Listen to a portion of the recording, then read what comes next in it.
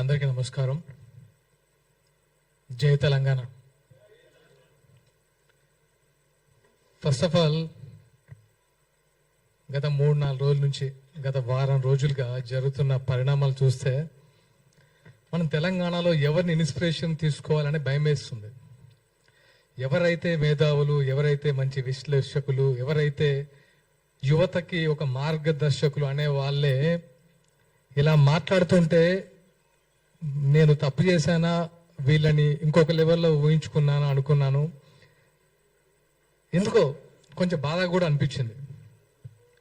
ఈరోజు ఈ press meet పెట్టడానికి కారణం, ఇది ముగిద్దామా లేదా మీరు డిసైడ్ చేసుకోండి. పాషం యాదగిరి గారు, నేను మిమ్మల్ని ఎప్పుడు కలవలేదు, పేరు మాత్రం విన్నాను, చాలా గొప్పగా విన్నాను. కానీ నిన్న ఫస్ట్ టైం ఈ చూసిన తర్వాత నాకు మిమ్మల్ని గారు అనాలంటే నాకు నా మీద ఏంటి, ఈయనేంటి ఇలా మాట్లాడాడు, అసలు ఏంటి ఈయన బ్యాక్గ్రౌండ్ ఏంటి, ఈయన మనస్తత్వం ఏంటి, ఈయన సీనియర్ జర్నలిస్ట్, విశ్లేషకులు, విద్యావేత్త, ఎంతోమంది తెలంగాణ ఉద్యమంలో ఎంతో మందిని చైతన్యవంతులు చేసిన ఆ పెన్ను ఇలా మాట్లాడుతుందా అని కొంచెం బాధేసింది. ఆయన మాట్లాడిన మాటలు మీ ఇంట్లో వాళ్ళకి ఒక్కసారి చూపించండి యాదగిరి గారు. మీ ఇంట్లో వాళ్ళు హర్షిస్తారని చెప్పుకుంటే నేను నిజంగా ఒప్పుకుంటాం.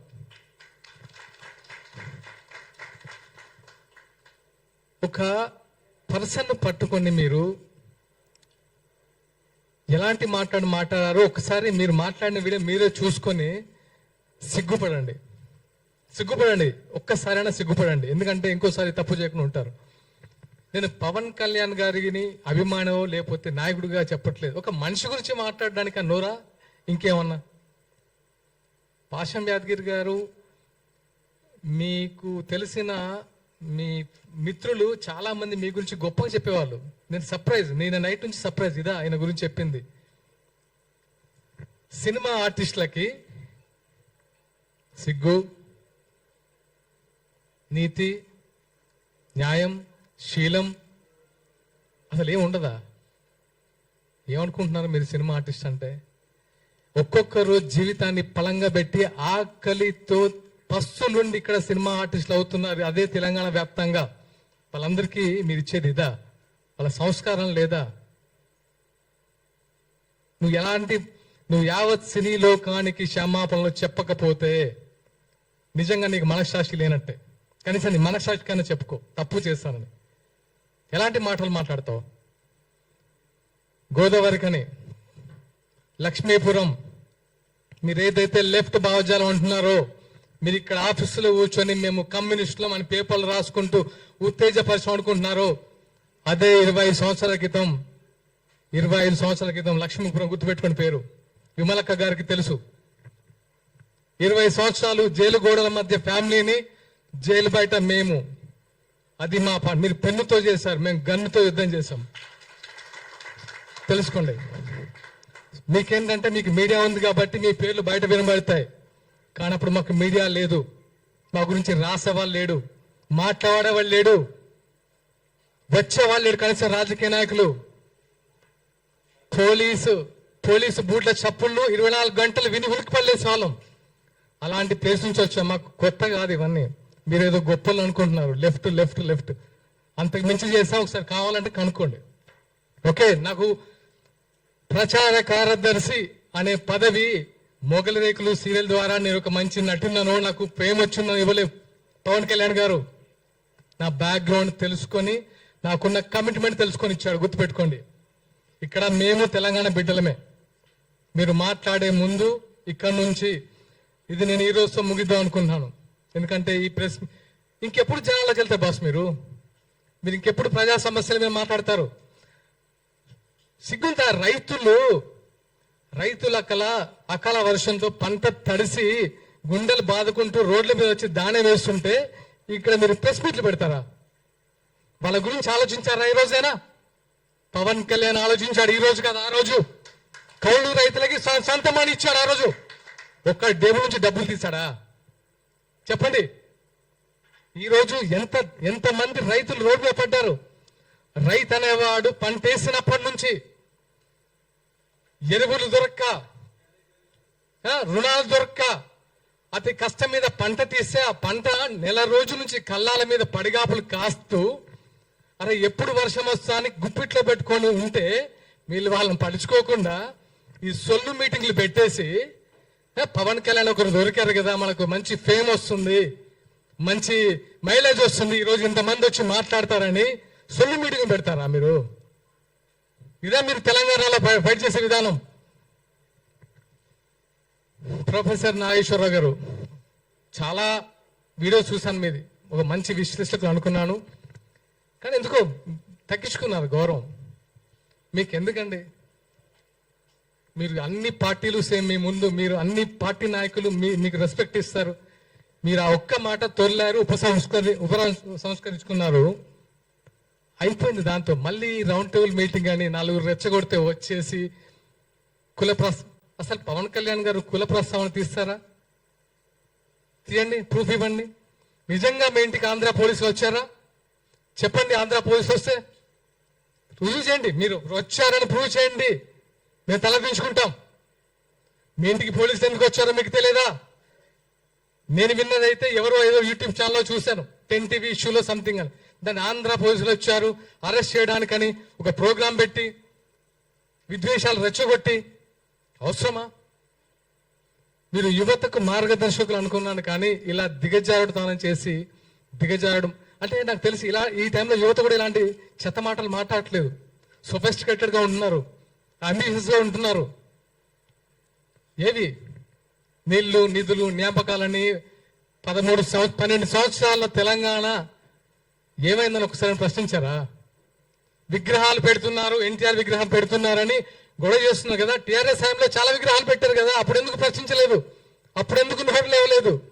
అదే స్వయంగా కేటీఆర్ గారి పేరే ఎన్టీఆర్ తారక రామారావు పేరు పెట్టారు, మార్చేస్తారని మార్చారు కదా. ఇది కాదు కదా. సమస్యల మీద ఫైట్ చేయండి. మీరు ఫైట్ చేస్తే మేము వస్తాం, మేము వెనుక ఉంటాం, మీ ముందు కాదు, మేము వెనుకుంటాం. అరే ఫైట్ చేస్తున్నారు వీళ్ళు, వెనుక మనం ఉన్నామని. లెఫ్ట్ భావం ఇది కాదు కదా. లెఫ్ట్ భావాలంటే ఇలా తిట్టడాలా? గుర్తుపెట్టుకోండి, మొన్న మున్సిపల్ ఎన్నికల్లో, ఇది గుర్తుపెట్టుకోండి, మున్సిపల్ ఎన్నికల్లో రాష్ట్ర వ్యాప్తంగా జనసేన పోటీ చేసినప్పుడు అన్ని తిరిగాను.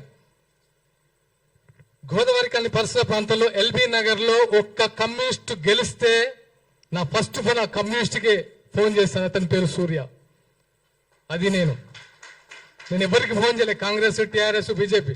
ఒక కమ్యూనిస్ట్ పార్టీ గెలిచిన యువకుడు, అరే ఈ టైంలో ఇంత ఉందా, ఇంత అంబిషియస్ గా ఫైట్ చేస్తున్నాడు, ఎవరా యువకుడు అని చెప్తే అతని పేరు సూర్య. అతని ఫస్ట్కి వెళ్ళి నేను ఫోన్ చేసి మాట్లాడి నేను అప్రిషియేట్ చేసిన మొదటి వ్యక్తిని. అది నాలో ఉన్న కమ్యూనిస్ట్ రక్తం. మీలో ఉంది కమ్యూనిస్ట్ రక్తం కాదని నా ఫీల్. ఎందుకంటే ఇలా తిట్టొద్దు. ఇలా తిట్టుకుంటూ కొట్టుకుంటూ ఏం సాధిద్దాం? తెలంగాణలో ఏముంది ఇప్పుడు సిచ్యువేషన్? తెలంగాణలో ఏమైనా ఉందా? మిగిలిందా? ఎవరైనా సంతోషంగా ఉన్నారా? యువత సంతోషంగా ఉందా? వాళ్ళ ఉద్యోగాల సిచ్యువేషన్ ఆలోచించారా? మొన్న ఆర్టీసీ కార్మికులు సూసైడ్ చేసుకుంటున్నాయి కదా, వాళ్ళ సంతోషంగా ఉన్నారా? రైతులైతే వాళ్ళ బాధ వర్ణాతీతం. ఎరువులు దొరక్క, పంట చేతికి వచ్చిన తర్వాత నీట మునిగి, రైతు బంధులు లేక, రుణమాఫీ కాక, ఇన్ని సమస్యలు పెట్టుకొని మీకు పని పాట లేక రౌండ్ టేబుల్ సమావేశాలు పెట్టి ఏం చేశారా మీ జేబులో నుంచి? పవన్ కళ్యాణ్ గారు ఏం చేశారు మీకు తెలియదా? ఈ రోజు కాదు, 2009లో ఎక్కడో ఆదిలాబాద్ తాండాల్లో మంచినీటి సౌకర్యం కల్పించాడు. అప్పుడు మీరేం చేశారు? ఎక్కడున్నారు మీరు?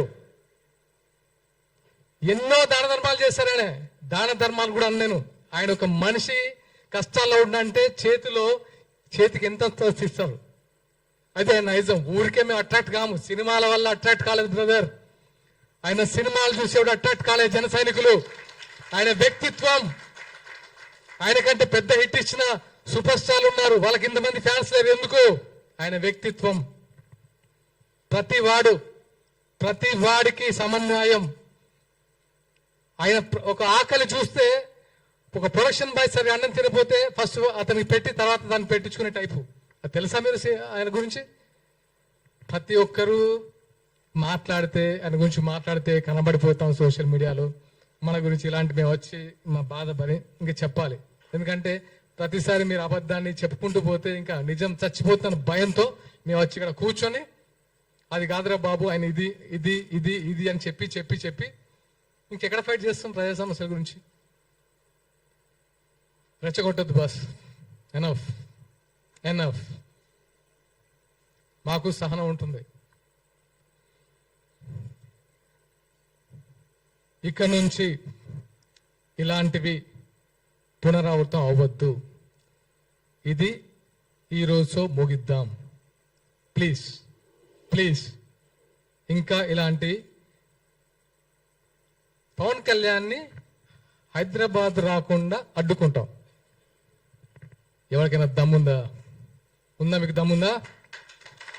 దమ్ముందా చెప్పండి, తెలుసుకుందామా? ఆపగలరా? మీకు రాజ్యాంగ విలువలు తెలుసా? రాజ్యాంగ హక్కులు తెలిసే మాట్లాడుతున్నారా? తెలంగాణలో జనసేన పార్టీ చాలా బలంగా ఉండబోతుంది. ఖబర్దార్ గుర్తుపెట్టుకోండి. మేము ఇప్పటి వరకు చాలా ప్లీజింగ్గా కూడా కాదు, అరే మా కళ్యాణ్ గారు నేర్పిన సంస్కృతి అంటే తగ్గాలి, మనం తగ్గాలి, తగ్గుదాం. కానీ మేము ఎదురు తిరగాల్సి వస్తే మాత్రం నిజంగా తట్టుకోలేరు బాస్, తట్టుకోలేరు. అది గుర్తుంచుకోండి. మరొకసారి చెప్తున్నాను, విమలక్క గారికి మనస్ఫూర్తిగా థ్యాంక్స్ చెప్తున్నాను. ఎందుకంటే నేను వచ్చేటప్పుడు అమ్మతో మాట్లాడాను. అమ్మ ఏంటిది ఇలాంటి సిచ్యువేషన్ క్రియేట్ అయింది, ఇలా కాదు కదా. తెలంగాణలో మీరందరూ మాకు ఒక మార్గదర్శకులు, మీరే ఇలా మాట్లాడితే మేమెవరిని మార్గదర్శకంగా తీసుకోవాలి అని అడిగాను. ఆ మంది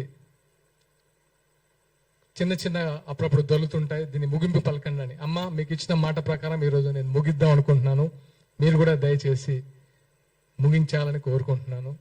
అండ్ ముఖ్యంగా మీడియా మిత్రులకి కృతజ్ఞతలు తెలపాలనుకుంటున్నాను. ఎందుకంటే మా భావ ప్రకటన స్వేచ్ఛ కూడా మీరు 10 మందికి చూపించినందుకు మీకు మనస్ఫూర్తిగా కృతజ్ఞతలు. అండ్ జనసేన కార్యకర్తలందరూ నొచ్చుకోకండి. ఎందుకంటే ఇప్పుడు యాదగిరి గారిని నేను కూడా మీరు అన్నట్టు మాట్లాడితే మీకు ఫ్యామిలీ ఉంది, భరించగలరా? ప్రొఫెసర్ నాగేశ్వరరావు గారిని మీరు భరించగలరా మీ ఇంట్లో వాళ్ళు? మరి పవన్ కళ్యాణ్ గారి ఫ్యామిలీ ఎన్నిసార్లు భరించాలి సార్? ఎంతమంది భరించాలి? అక్కడ ఏపీలో వాళ్ళైతే నోరు పెట్టాలని తెలిసిందేగా.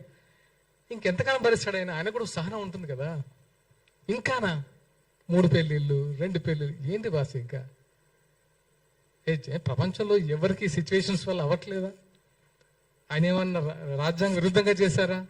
ఆయన ఏమన్నా హింస పెట్టారా వాళ్ళ వైఫ్స్ని? వాళ్ళే బయటకు వచ్చి ఆయన గురించి గొప్పగా చెప్తారు, మీకు వచ్చే నష్టం ఏంటి? ఇంకా చాలు, enough. Thank you all, thank you so much.